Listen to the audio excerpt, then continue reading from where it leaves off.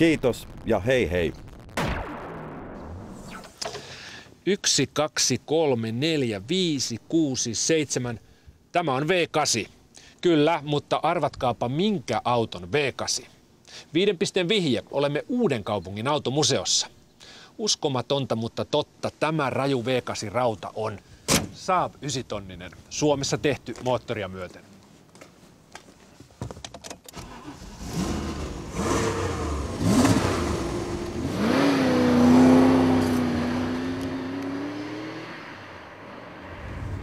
Tosi hienot äänet on.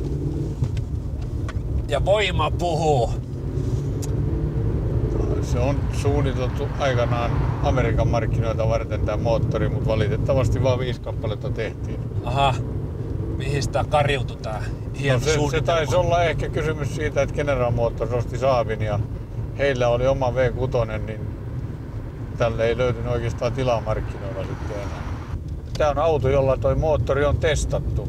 Joo. Ja sikäli mielenkiintoinen testaus, että meillä oli vierailemassa nykyisen Sisudieselin silloin Malmetin Linnanvuoren tehtaan johdossa nykyisin oleva kaveri. Hän sai toimia koeajana. Ensimmäisenä päivänä tuli 1500 markkaa sakkoa, että varo korttia nyt kun pääset poikkoihin. Okei, painetaan jarrua välillä, hyvä.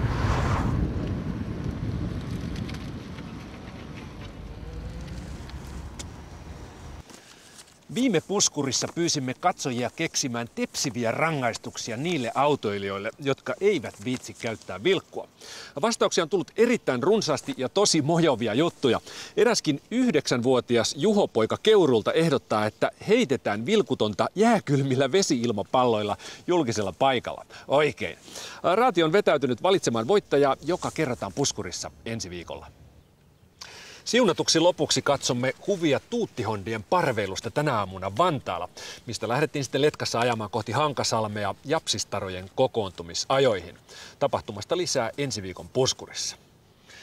Kiitos Ilkka, on ollut pitkä ja hauska päivä täällä Uudessakaupungissa. Kiitoksia, uskon, että kaikki muutkin voivat viettää täällä pitkiä hauskoja päiviä Uudessakaupungissa. Eli hyvää kesää sinulle ja kaikille muillekin. Sanotaan morjes. Morjes.